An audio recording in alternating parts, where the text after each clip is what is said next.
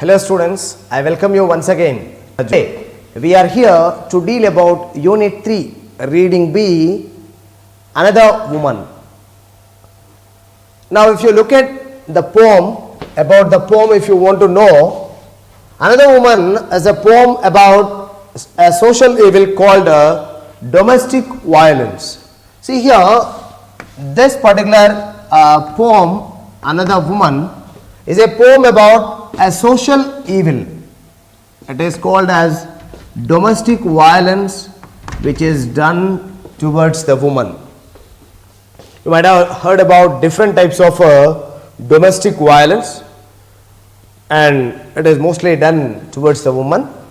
And here if you look at, it also narrates a personal saga of victim lady, the personal experience of a victim lady who became a victim in the hands of in-laws house. And in a simple and a sympathetic language, the poem deals about the inhuman treatment of the society on woman. So what kind of ill treatment or inhuman treatment which is done towards the woman. So this poem very theoretically, it almost brings the exact picture to the people. Especially it deals with the evil of dowry. So it talks about the evil of dowry system. So here this poem is all about the domestic violence and the evil of dowry system. So and it is a ill treatment done towards the woman. And then if you proceed further, so what is the central idea of the poem? What does this poem exactly tell us? What exactly is the poem meant by it? So the purpose of the poem is to raise awareness about the increasing number of bride burning and dowry deaths. So bride burning and dowry deaths have increased in the society, and there is a lot of ill treatment towards the woman taking place in our society. It suggests that the woman portrayed could be any woman. So here the woman means not simply any one woman, it's any woman, okay, who are exactly portrayed in the poem.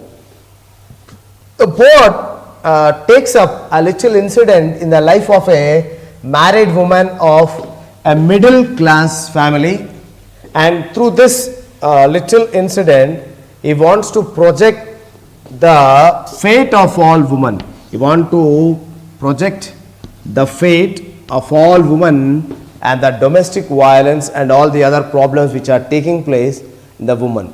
So she becomes a kind of symbol of showing the inhuman treatment done to the woman. So now here if you proceed further,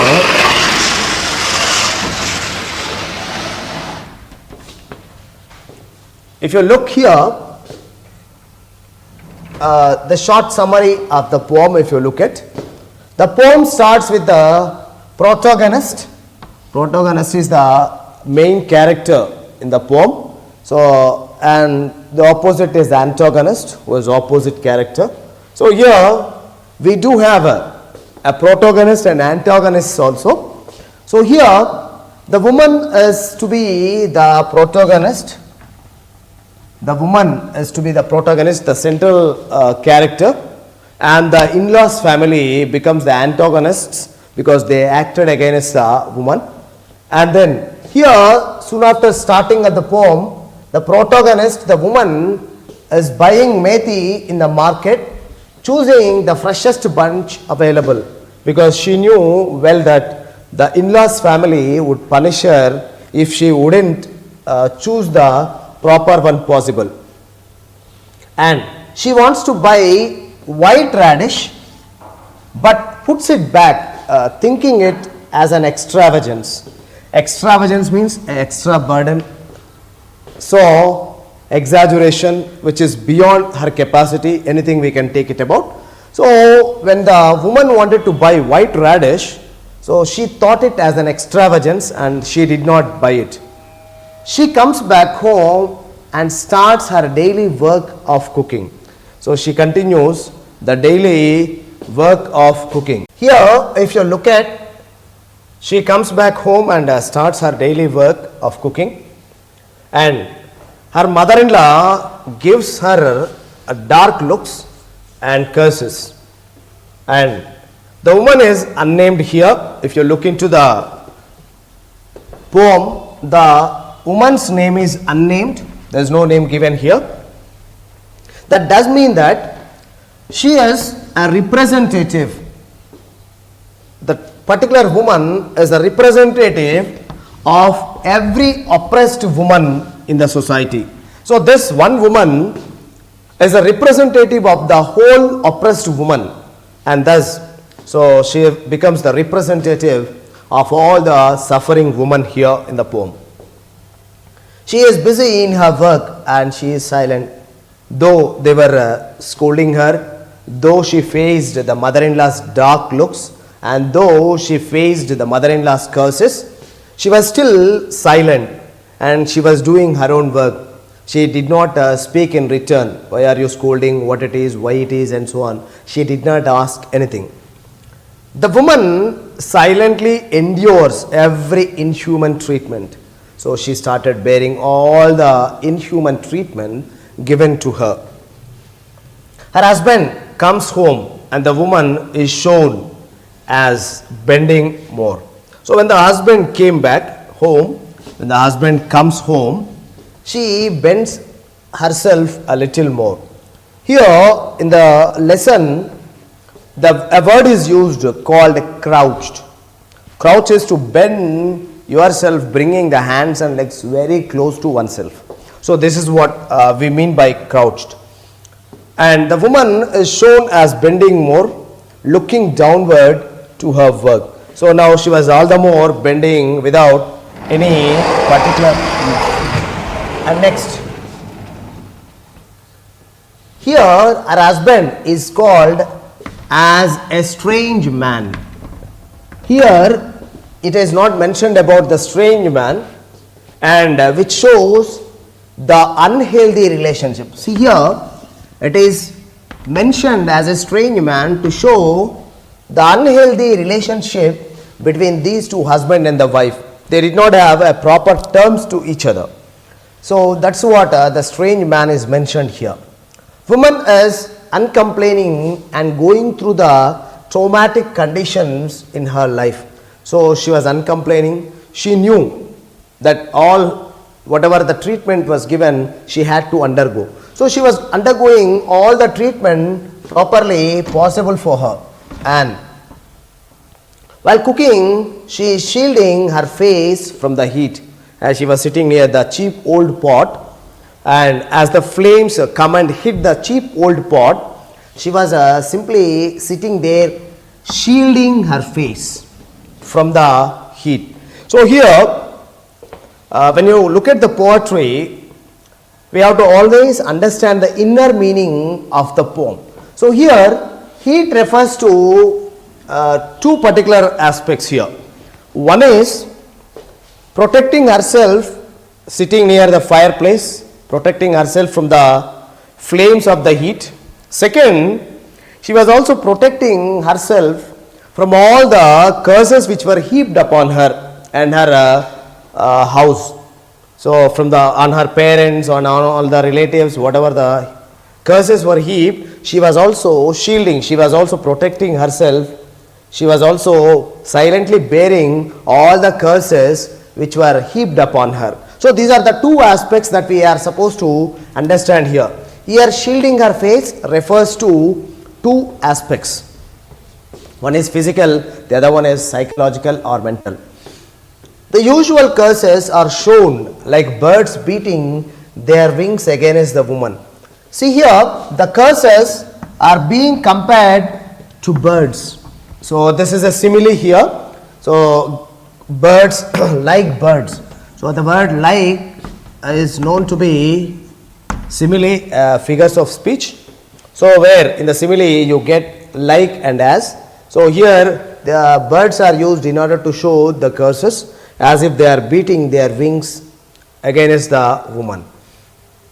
She did not look up to the man. She did not look at the man facing him because she did not have that right. Nothing gave her a right to speak. Here she was deprived of her fundamental right of freedom. So there was no freedom given to her. She was treated as a slave and she was just simply sitting there. Nothing gave her right to speak. She did not have any right to speak. The only thing which is bright in the poem is flame of the stove. There was only one thing which was very bright, which is very brightly projected as the flame of the stove, and everything is the other side of it. There was no choice given to the woman, and this woman is representative of all this.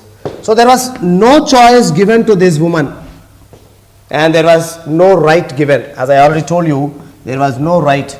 Her right to freedom was being taken away. So there was no choice given to the woman, and this woman is the representative of all the women which are supposed to be there. If you look here, so this was the house to which she had been sent to.